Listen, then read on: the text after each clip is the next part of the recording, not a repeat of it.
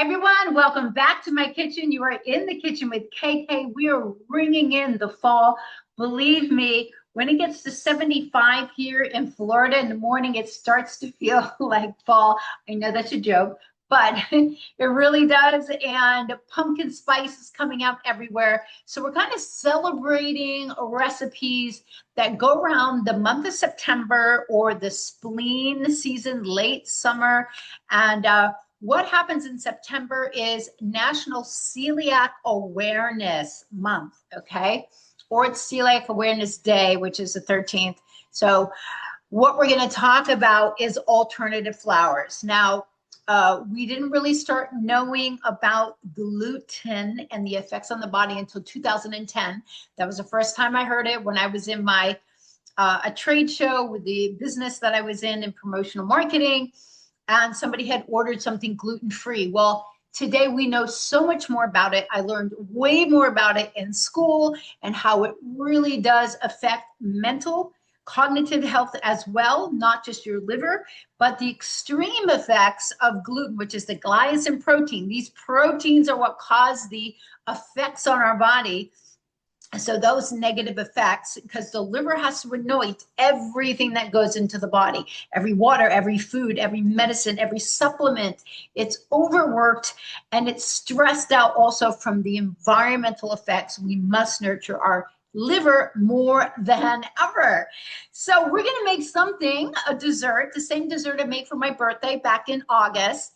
It's a little bit of a change up recipe of a classic Italian olive oil cake. And it was absolutely fantastic. And I'm going to show you ways that we're going to be reducing the amount of sugar by utilizing some applesauce and for half of the olive oil. Yes, olive oil is great. The liver still has to process the olive oil, but by putting in the applesauce, we're getting a little sweetness naturally, a little more moisture, and a different way. So we're utilizing almond flour. This is the one that I use in my baking. It is super fine almond flour. I like the quality of Bob's Red Mill. And if you read the back, you can see that the carbohydrates from almonds, also alkaline. Almonds are one of the only alkaline nuts, along with chestnuts. They have an alkaline effect on the body. So this makes this extra helpful in many ways. So when you look at total carbohydrates of 3 minus the fiber of 2, you're left with next to nothing in the conversion of carbs to glucose. So if you are sensitive, you're on the edge of being insulin resistant, which many people are. Women are naturally more insulin resistant once we get into menopause. So we've constantly got to manage, and I help my clients utilize fasting techniques to become more insulin sensitive. We need to consider all of these things while we're still making food that's enjoyable and delightful, right? So that's what I do here is I just change it up. So this is only the second time I made this recipe. I made it for the first time on my birthday, and I brought it to my friends' offices because they were still working, and we enjoyed it together. I blew out candles. We're going to make a lemon ginger blueberry.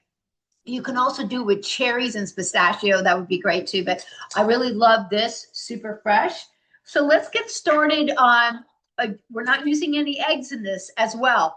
Now, you have to understand that the level of autoimmune disease, it's a big, big category, but that means that your body's pathogens, okay, which love to live in the liver, the bacteria, the parasites, all the viruses, they can live also on gluten and the proteins from eggs. So these things not only cause allergic reactions, they allow these viruses to spread their ugly head. I've had Epstein-Barr for years, and only recently, over the last 5 years, did I really understand what could be driving it and what was going on with it. So we're going to start with 1/4 cup of flaxseed. This is freshly ground. And that means I need 3/4 of a cup of filtered water. Sorry, 2 of these scoops. We'll use all of this. So I need to refill this, and I take real flax seeds and grind them in the coffee grinder. You get the freshest, fresh ground flaxseed ever. So now this is a little bit too much. You've got some really great instrumental jazz going on. It might be a little too loud. Alexa, lower the volume, right? Our own personal assistant, which is so fun. So let's give this a little stir. And we'll let this sit and get a little bit thick over there. I use flax eggs in so many of my recipes. So the next thing we're going to do is we're going to make some lemon zest because I need some of this lemon juice here. This is a microplane. This is very sharp. Don't let the kids do it and miss and get their knuckles. And you be careful as well. Make sure it's secured. We need at least a tablespoon of lemon. So we're gonna, and I scrub these lemons, even though they're organic. I scrub them just to make sure if there's something on them to enhance the life. Not every producer is using those, but you can't be too sure these days. So it's good just to clean them up. Now in Italy, of course, if you're grabbing a lemon right off the tree, which is so ideal and amazing, you don't have to worry about that. So this is smelling really good, but we want that lemon zest to really pump up that lemony flavor and effect. In the skin of the lemon, those lemon oils, they actually communicate directly to your liver. And that's why I put in an entire organic lemon in my Green Warrior Liver Refresh smoothie, because you really want that. And I also added in to other smoothies. Okay, so that is a nice amount of lemon zest that's ready to go. Let me grab my my mop here. What I'm going to show you is that where did it go? Oh, sorry.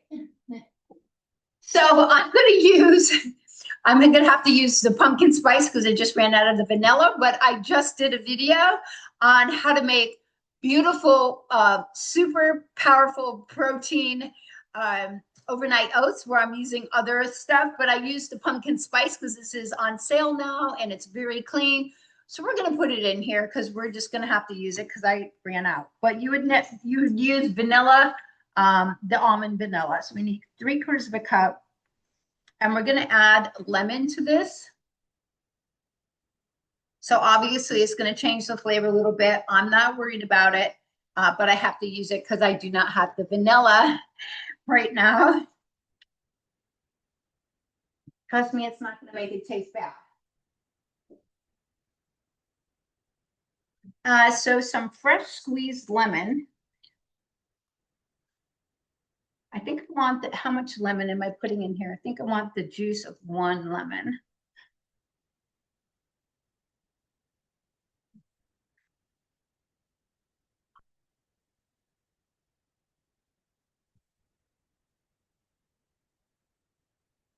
Pausing this. So yeah, 2 tablespoons we needed. I'm just going to do a little bit more. I'll save the rest for me. 1 small lemon will definitely have 2. 1 large lemon is usually about 1/4 of a cup. So I will drink the rest of this later. I have a springform pan, an 8-inch springform pan. I grease it with coconut oil and I've lined it with parchment paper. Just match the parchment paper up in a square. You cut it like this, and then you open it up almost like you're making a snowflake. Super easy to line your pan. So let's get this out of the way. So now we've got the sour milk, and we've got the flax setting here, the buttermilk. So we're not using any dairy. We're not using any eggs. We're keeping this super clean. We're going to get out 2 cups of the fine almond flour. I put the dry ingredients in here because I like to make sure that the bumps are out of them, the little chunks. And because I'm not using the old-fashioned sifter here.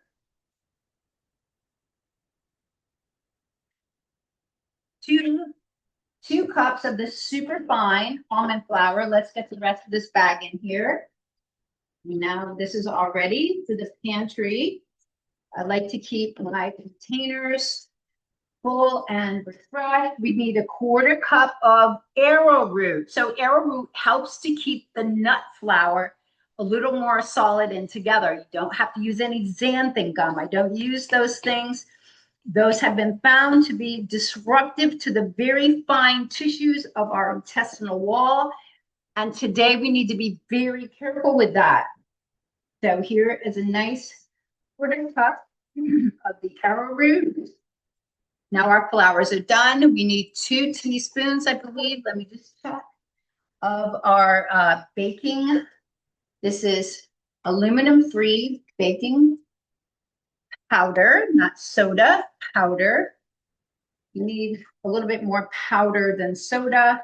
We're not using soda, and sometimes you use soda and use a little bit of acid to make it rise. So I'm using powder in this case.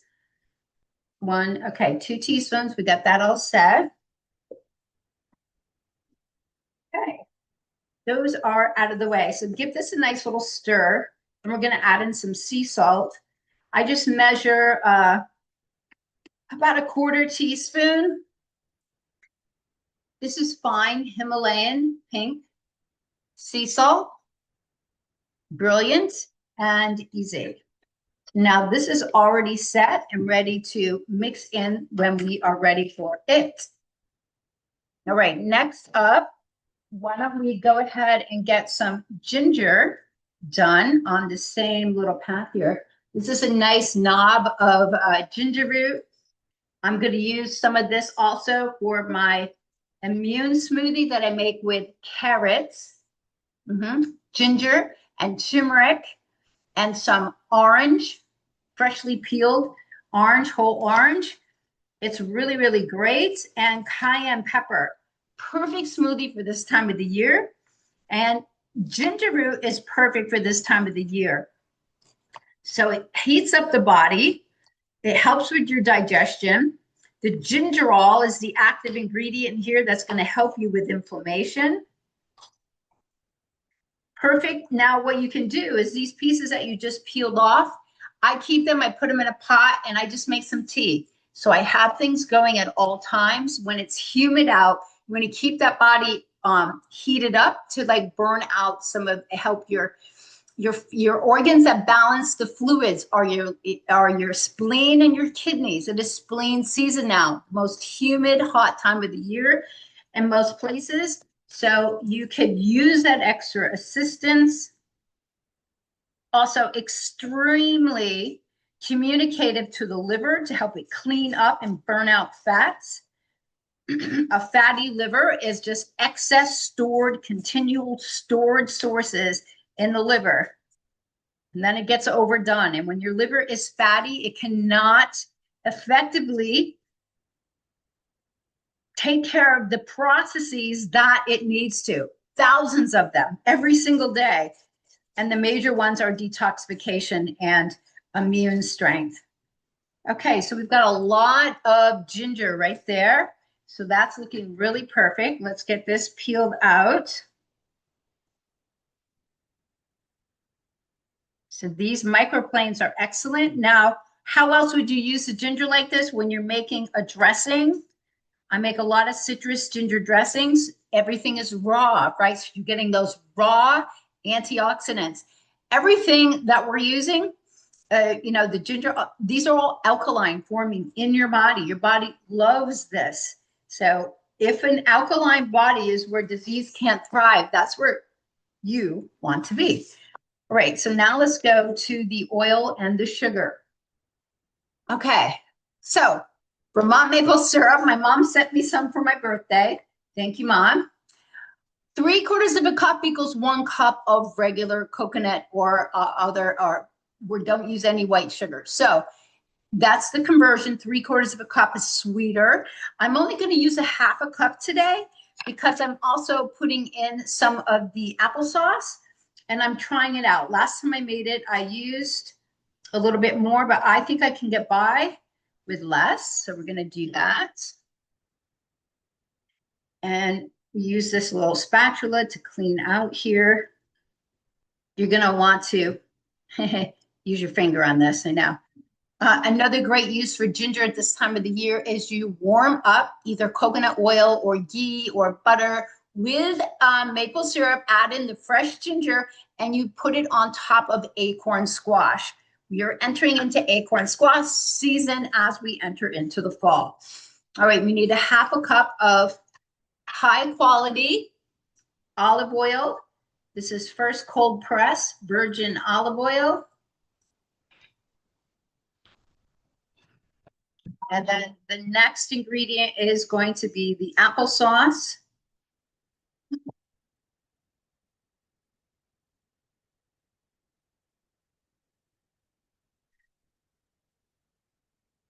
We might be finishing this.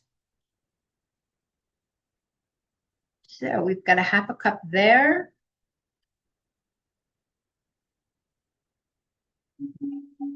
So let's get the sugars and the oils mixed up. Then we're going to add in the flax egg.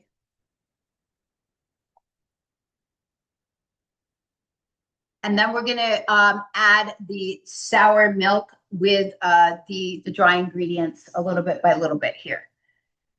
So this is nice and thick now.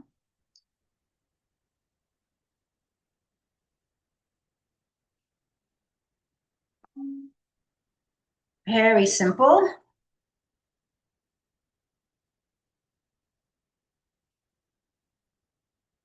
Okay, I'm going to add in the zest.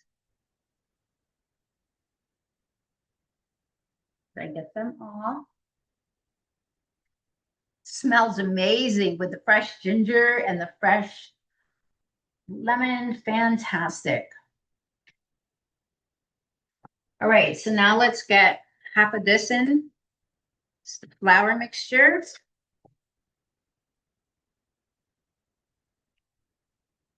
The oven is set on 325. Cook this lower and slower.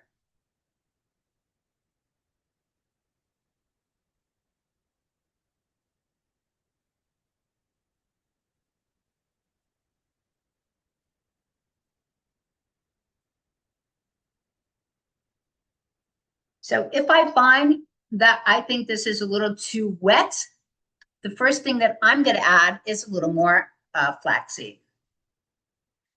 So I'm going to get in the sour milk,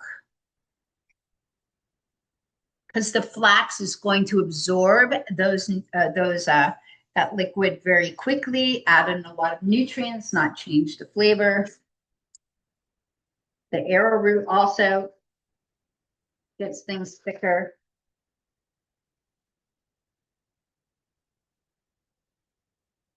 You don't want to over mix it. But almond flour is a little bit thicker than regular flours. So today I researched actually chestnut flour, used very often in Tuscany, where chestnuts are utilized often because they're plentiful. So we're going to look forward to making a dessert from chestnut flour soon. Let's just get the rest of that in there, finish that up.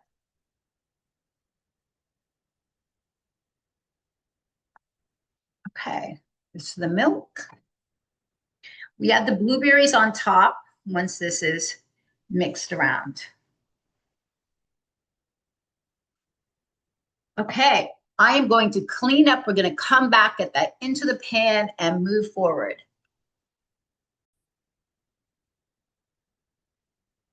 One ingredient that we're going to add that I didn't before because I was using the vanilla almond milk is we're going to add some vanilla to this.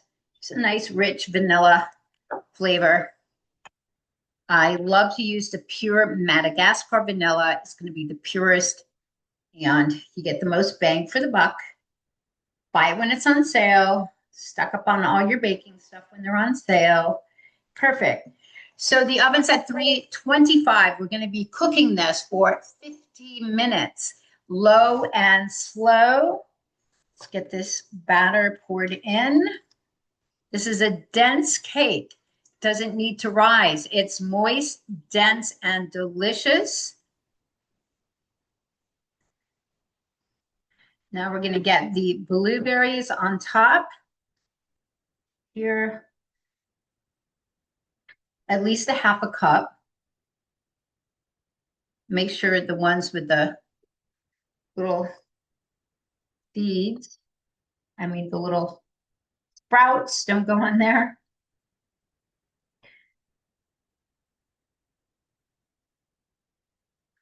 Whoops, that one's gross.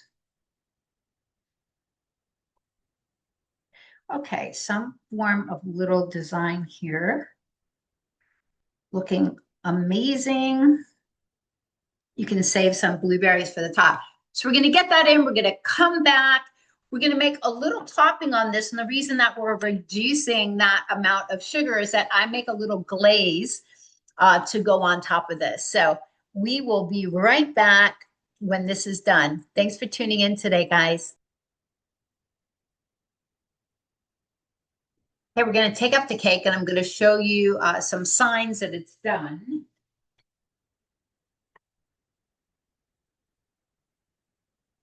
So first of all, you're going to smell it in the air. You're going to smell the cake. It's going to start to pull away from the edges.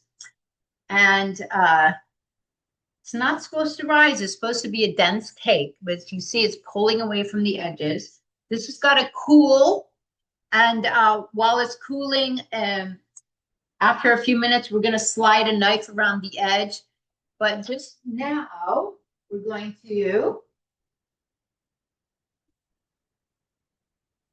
to make a lemon drizzle, so a glaze that's going to go on top. So it's going to have some confectioner sugar, so that's adding more sugar. But this is lemon, 1 full squeezed lemon with a little bit of filtered water.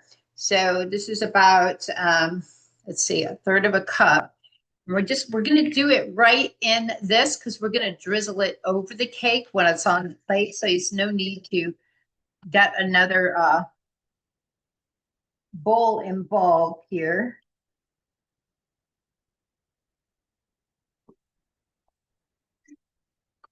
So let me just get a little bit smaller spoon. The cake is smelling really great. It's looking really great.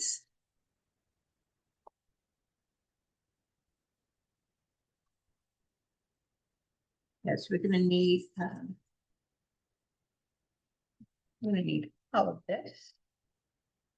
I may have just added a little bit too much water.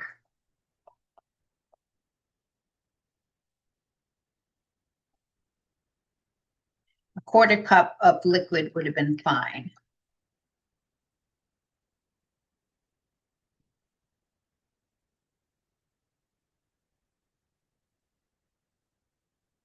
You can whip it up in a little blender, which actually I might put it just to get the little chunks out, make it a little bit thicker. So we'll be back when this is cooled. We have some more fresh blueberries. I did cook it a little bit longer. If you find it's moist, I cooked it for 10 minutes longer. All right, guys, thanks for staying with us here. Okay, let's put the wrap on this beautiful cake. It did have to cool a bit, so I'm going to be putting it on this pedestal plate here. I've also made some more of the lemon zest and a slice of the lemon with a little bit of just a cut there, and you give it a little twist. This will decorate the top along with some blueberries. Save these lemons for your morning lemon water in the refrigerator. So this has been sitting on granite, so it does help to cool it a bit quicker. And as it starts to cool, you can loosen the spring form and use your knife around the edge just to gently get the cake off there. If you've greased it plenty with coconut oil, you're fine. And now, so this is still a little bit warm, but I want to get this on here. So we're going to put one hand on top. We're going to get the bottom off here. We're going to pull, gently get the parchment paper off. Beautiful. And then we're going to lay it down. So an 8-inch is fitting perfect in here. It's looking gorgeous, isn't it? And you know exactly what went into it. And this is how we go about making desserts and confections healthier for you, still giving you some delight, which we're looking for. All right, so this is our glaze here. The trick with the glaze, you want all lemon. You want it so strong with lemon because confectioner sugar is going to make it sweet, but you want it tart sweet. All right, and then we're just going to drizzle it over. We're going to go back and forth and then in the other direction to give it a little bit of like a patchwork. I mean, you can get creative, but so this is it's a nice little look here. We're probably not going to use it all. That's okay. So it's about a quarter cup of lemon juice with about a cup of organic confectioner sugar. So obviously it's still sugar. So beautiful. Now let's get the lemon zest sprinkled over the top. Here, let's put our, let me dry off this lemon a little bit. Get the lemon in the center. Gorgeous, right? Here's some more zest. So the fragrance of this is unbelievable. Now, some fresh blueberries just drizzled around. I'm going to make this look delightful. So this is a perfect cake for your dinner parties, for a Sunday supper. So easy, so moist. Birthday cake. It was a great birthday cake. My friends loved it. They were starving because they were working so hard. And my goodness, they were like, wow, this is so amazing. Okay, fabulous. Thanks for staying to the end. I hope you all did. So you get to see how gorgeous this is, how easy. It's super moist and amazing. So I hope you give this a try. Thanks for tuning in today and joining me here in KK's Fit Kitchen, just learning about how important it is to utilize food and just have a real reverence for what it can do for your body. All right, guys, bye.